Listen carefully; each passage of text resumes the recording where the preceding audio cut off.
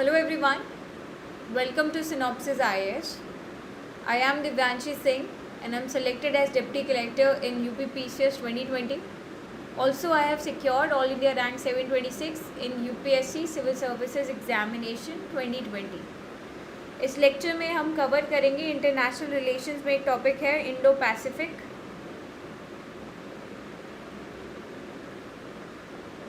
So India and Indo Pacific ये topic हम cover करेंगे एंड ये लेक्चर हमारा मेंस क्लासरूम प्रोग्राम का पार्ट है. So about more courses eight synopsisias.in आप synopsisias.in वेबसाइट विज़िट कर सकते हैं. यहाँ पे आपको बाकी कोर्सेज के बारे में जानकारी मिल जाएगी. स्पेशल कोर्सेज, क्लासरूम कोर्सेज, तो आप यहाँ पे डिटेल में इसके बारे में जो भी कोर्सेज अवेलेबल हैं उनकी जानकारी ले सकते हैं. जैसे स्पेशल कोर्सेज में आपकी PT 360, 2020, 50-50 सीरीज़ है. सो इनके बारे में आप यहाँ पे देख सकते हैं. Moving on with the lecture. So इस लेक्चर में I will tell you what all things we will cover so that आप you also develop an approach कि आपको किस तरीके से किसी भी टॉपिक को देखना होता है, राइट. सो अगर हम यहाँ पे इंडो पैसिफिक की बात कर रहे हैं, so first of all what does Indo Pacific mean, right. So Indo Pacific का क्या मतलब है, right.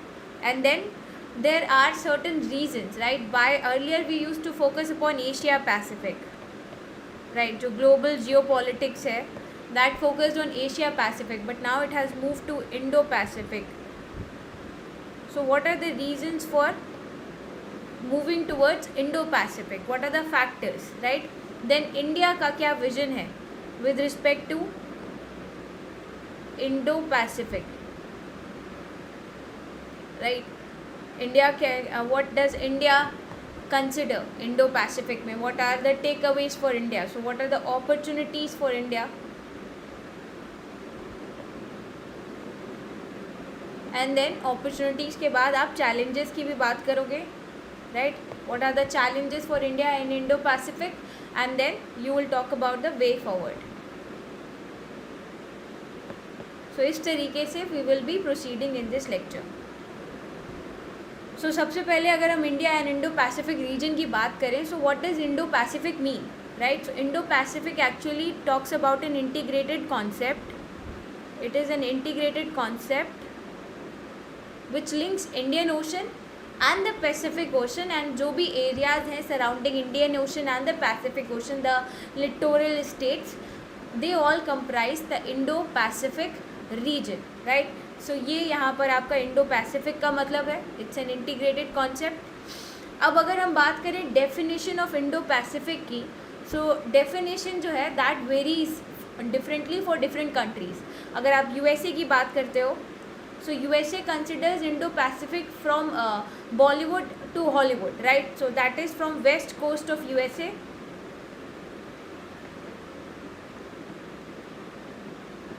To Indian subcontinent. Whereas अगर हम इंडिया को देखते हैं, जापान को देखते हैं, तो we consider Indo Pacific as from the west coast of USA to the east coast of Africa. So यहाँ पर इंडिया का जो विजन है with respect to Indo Pacific, that is more expensive, that is more broad, right, compare to USA. So India talks about Asia, South east Asian centrality in the Indo-Pacific. India talks about covering all the regions in the Indo-Pacific, not excluding any country, right. So that is the vision. So यहाँ पर एक issue आता है कि USA का अलग view है, India का अलग व्यू है, and that is what doctor S. Jaishankar mentioned कि इंडो पैसिफिक में जो प्रॉब्लम है that it lacks common vision, it lacks common idea and common concept, right. So Indo Pacific की डेफिनेशन ही varies for different countries, right. तो ये एक issue है. तो अगर अब हम बात करें कि इंडो पैसिफिक पे अब रिसेंट टाइम्स में why there is so much focus upon Indo Pacific, right. So there are several reasons for focusing, increasing focus upon Indo Pacific. Earlier हम एशिया पैसिफिक की बात करते थे. सो जब हम एशिया पैसिफिक की बात करते हैं, एशिया पैसिफिक में अगर आप जोग्राफिकली जाओ, right, so it focuses upon the, it focuses upon the Pacific ocean,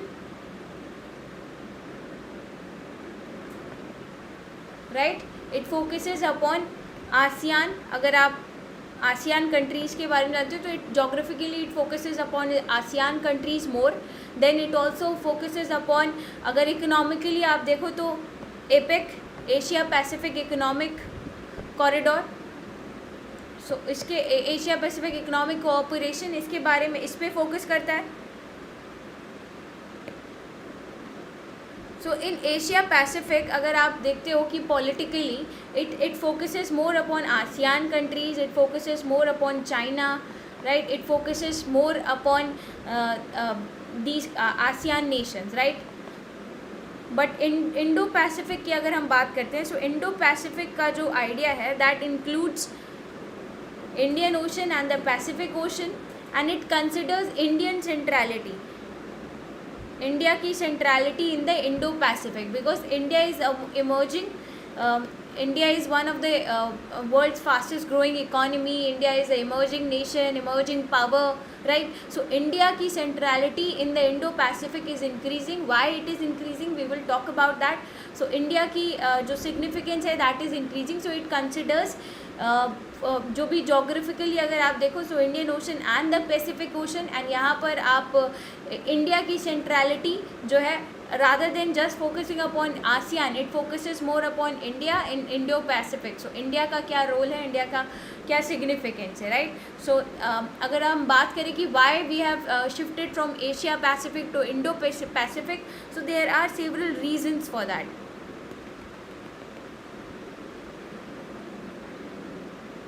regions क्या है, इफ़ वी टॉक अबाउट कि कनेक्टिविटी को लेकर के, राइट, वी नो कि लॉट ऑफ ह्यूज अमाउंट में जो ट्रेड है, ऑयल ट्रेड है या फिर गुड्स में ट्रेड है, so that happens through this Indian ocean.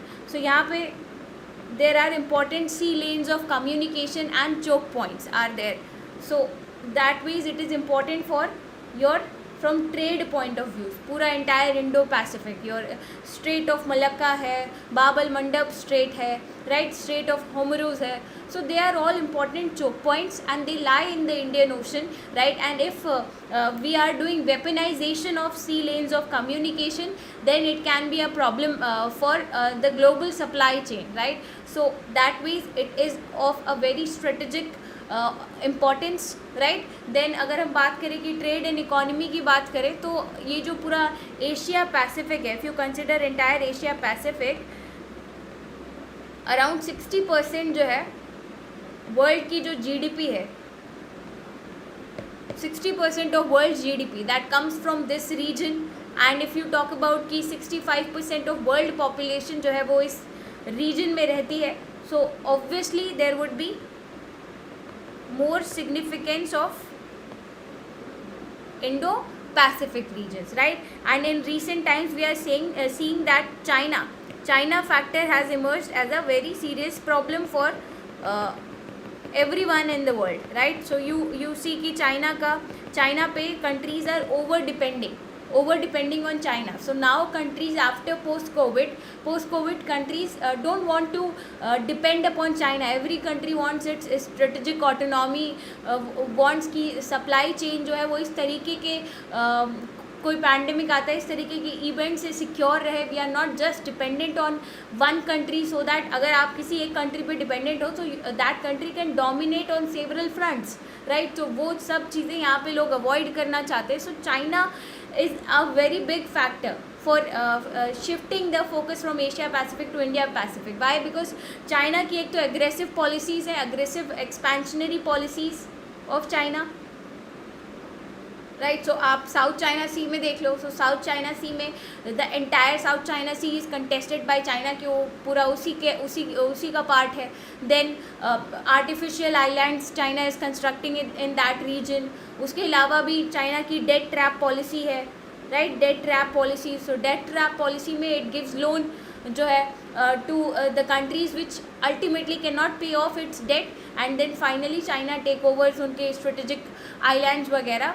And then वहाँ पे वो अपना प्रेजेंस बनाता है. So string of pearl policy, debt trap policy, belt and road initiative, they all are actually becoming a concern for the important powers like USA, like European nations, like India. So that is also one reason for the change in policy, right? Change in the way of looking at this region from Asia Pacific to Indo-Pacific.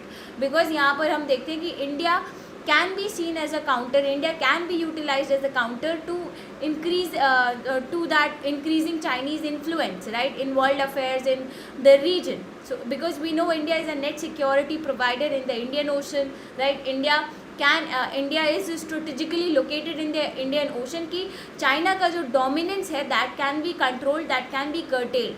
So एक ये भी reason है. उसके बाद अगर हम बात करें कि natural resources, so this Indian Ocean region is very rich in natural resources. यहाँ पे आपको deep seabed minerals मिलेंगे, right? So deep seabed minerals मिलेंगे, offshore hydrocarbons मिलेंगे, rare earth minerals मिलेंगे. So ये blue economy के लिए काफ़ी ज़्यादा, blue economy जो है that is a very important aspect. And यहाँ पर काफ़ी ज़्यादा स्कोप है. रिसोर्स रिच रीजन है, पॉलीमेटालिक नोड्यूल्स, फिशिंग, ये सारी चीज़ें आप यहाँ पे कर सकते हैं. सो इकोनॉमिक कोऑपरेशन का भी काफ़ी ज़्यादा स्कोप है.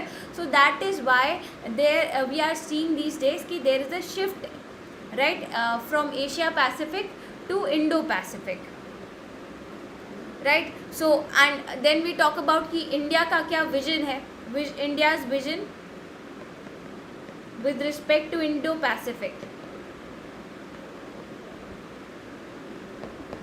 So India मानता है कि there should be this Indian Ocean, the common areas, right, the global commons, right, sea, air and all, they should be free, open. So India का जो vision है with respect to Indo-Pacific, that is also कि this region should be inclusive, it should be free and open for all, right. So ये एक vision है. उसके अलावा India considers कि जो सेंट्रलिटी है आपका इंडियन ओशन में, वहाँ पे आप साउथ ईस्ट एशियन सेंट्रलिटी होनी चाहिए. You should be giving importance to the south east Asian countries in the Indo Pacific because they have a very important role. आप आसियान को देखो, आप RCEP को देखो, economic integration and all. So south east Asian countries they have a very important role to play, right. Then it also talks about India का vision जो with respect to Indian ocean and Indo Pacific talks about कि there should be rule based international and the global order. तो यहाँ पर ये भी चीज़ है. उसके अलावा everybody should have equal access to the common spaces. तो ये जो है ये इंडिया का विजन है with respect to Indo Pacific, right. So यही यहाँ पर लिखा हुआ है कि measures to attain and maintain free Indo Pacific, right, free and open.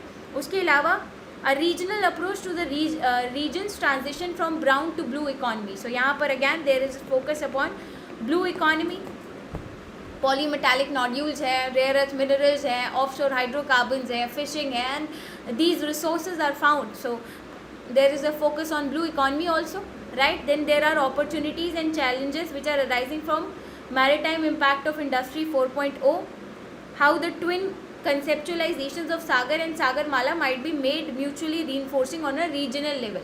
So यहाँ पे इंडिया के लिए ये भी है कि India talks about Sagar, right. So Sagar is what? Security and growth for all in the region. And Sagarmala is a project through which India tries to increase the connectivity to the port regions, right, port का modernization and road and rail connectivity to the port areas.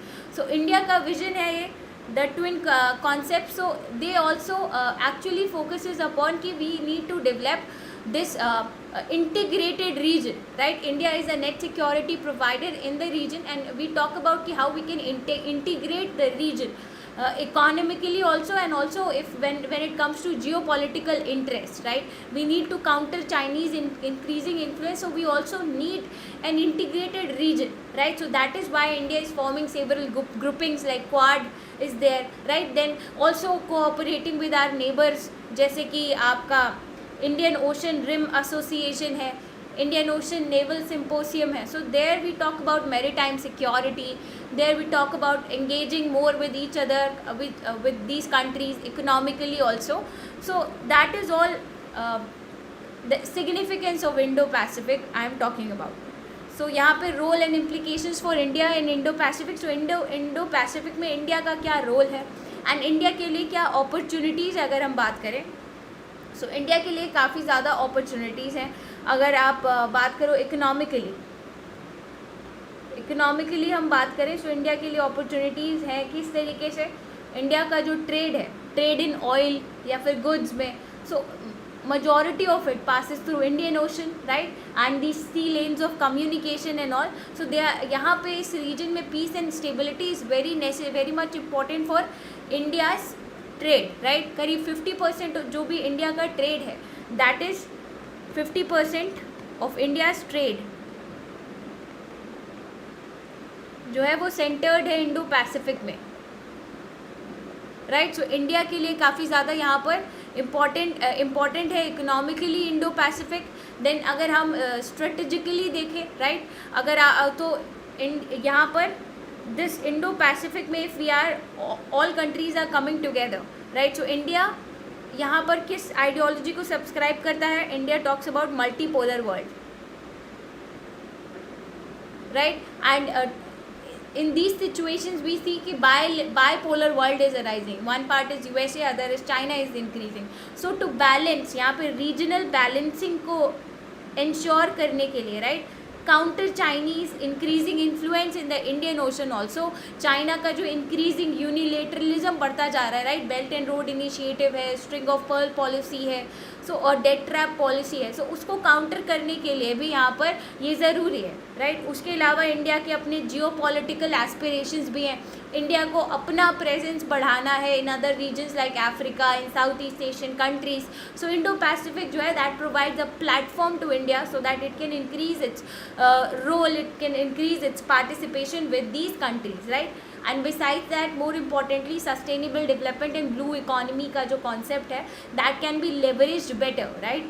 Global supply chain can be made immune from events like कोविड-19. सो यहाँ पे supply chain resilient initiative भी एक लिया गया है. So India is part of that, right. So all of that lies, ये सारी जो इंटरेस्ट है ये इंडिया के फेवर में है. सो यहाँ पर यही लिखा है कि Indo Pacific as described in national security strategy stretches from west coast of India to the western shores of United States of America.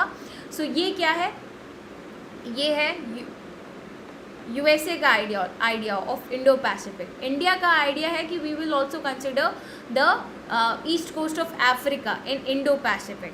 And India has been connecting with its Indian ocean neighbours and major maritime powers of the world. So again it is another avenue. यहाँ पर you can better cooperate and connect with your neighbors, right. And then the blue economy, so it is also an avenue where you can यहाँ पे explore what are the different facets of blue economy. You can explore and you can leverage and you can take benefit out of it, right. So countries can cooperate on these fronts.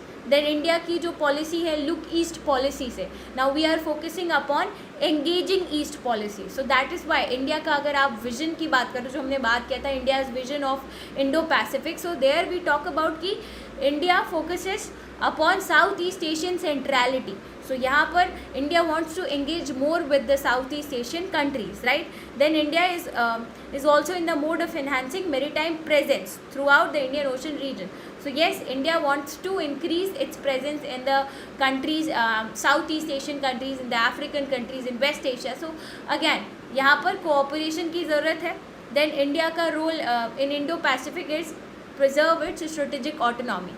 So strategic autonomy किस तरीके से preserve कर सकते हैं, right? So we are not over depending on any one country. Right, suppose we say China, we are dependent on China for active pharmaceutical ingredients. Now for any reason if China stops the supply of APIs, then it would be a very sad our entire pharmaceutical industries which produces generic medicines, they are dependent upon APIs which are a very important component of manufacturing generics, right. So that will be very badly affected. So we cannot be dependent upon any one country, right. So we need to diversify. So for that supply chain has to be more resilient.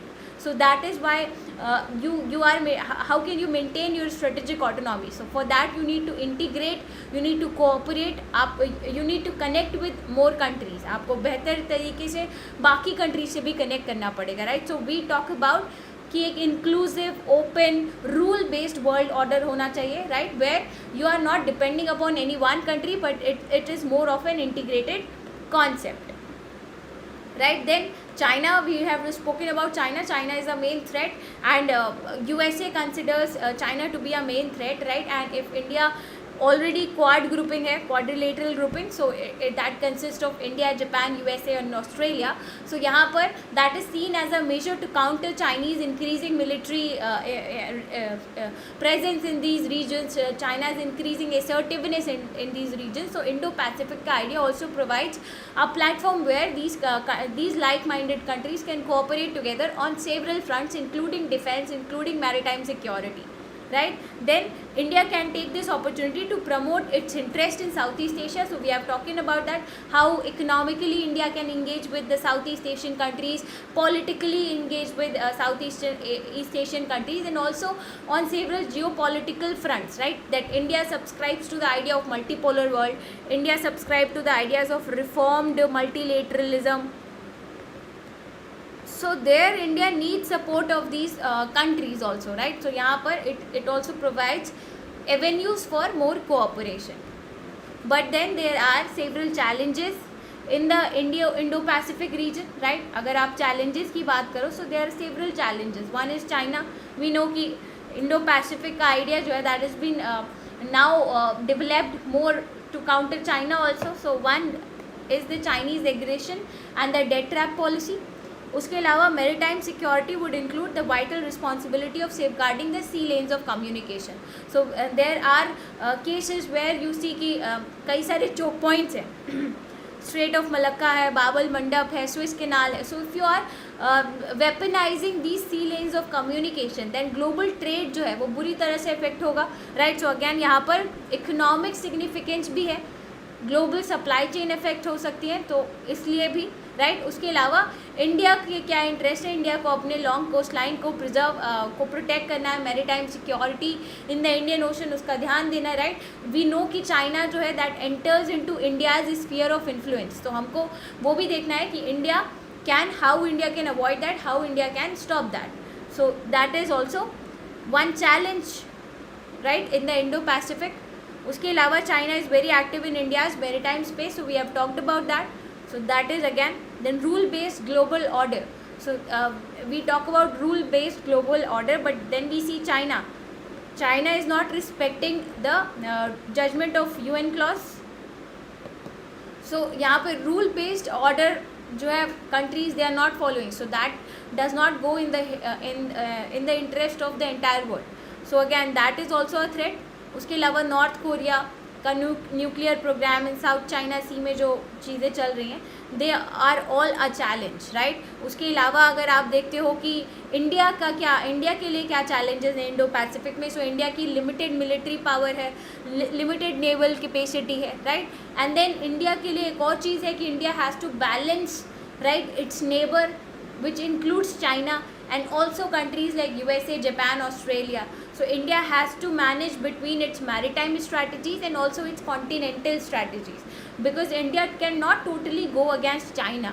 वो हम उससे immediate land border share करते हैं, right. And there are several points जहाँ पे we also cooperate on trade front या फिर on several international forums like WTO, like climate change में डेवलपिंग कंट्रीज़ के इंटरेस्ट को सामने रखने में in front of developed countries. So we can not totally ignore China and we can not go against them. So India has to balance between that, right. And then India also हम देखते हैं कि कई बारी India with respect to its neighbouring countries development projects India commit करता है, but then India deliver नहीं करता. So India also has to fasten the process, तभी there can be more engagement between these neighboring countries, right. So the idea of integrated region and India emerging as a very significant power in the region can only hold true when you are developing as an economic power, when you are developing as a military power, आप hard power अपना develop कर रहे हो, and also you are delivering on the development projects. तो यहाँ पर India को उस पर भी equally ध्यान देना है, and that is also a matter of concern. सो अगर हम देखें कि what can be the way forward क्या है कि India can better cooperate with like minded countries, जैसे कि क्वाड के साथ है, right, in the Indo Pacific. उसके अलावा कई सारे जॉइंट मिलिट्री एक्सरसाइजेस की जा सकती हैं with countries like USA and south east Asian countries. And then economically also the center of gravity is shifting towards Indo-Pacific, so India should be focusing more upon integrating with these East Asian countries and other countries in the region, right? So यहाँ पे innovative mechanisms like Quad हमें develop करने चाहिए। उसके साथ साथ हमें better engagements करने चाहिए with countries in south east Asian countries, with island Nations of Pacific ocean, जैसे कि आपके माइक्रोनेशिया है, मालेनेशिया है, पॉलिनेशिया है। So India can how better can India cooperate with them, right? So that can be a way forward for India in the Indo Pacific. So a strong India which is strong in hard power and soft power, right? It can and with partnership with of like-minded countries जैसे USA है, Japan है, so it can help in stabilizing the Indo-Pacific region, right? So this was it for this class. Thank you.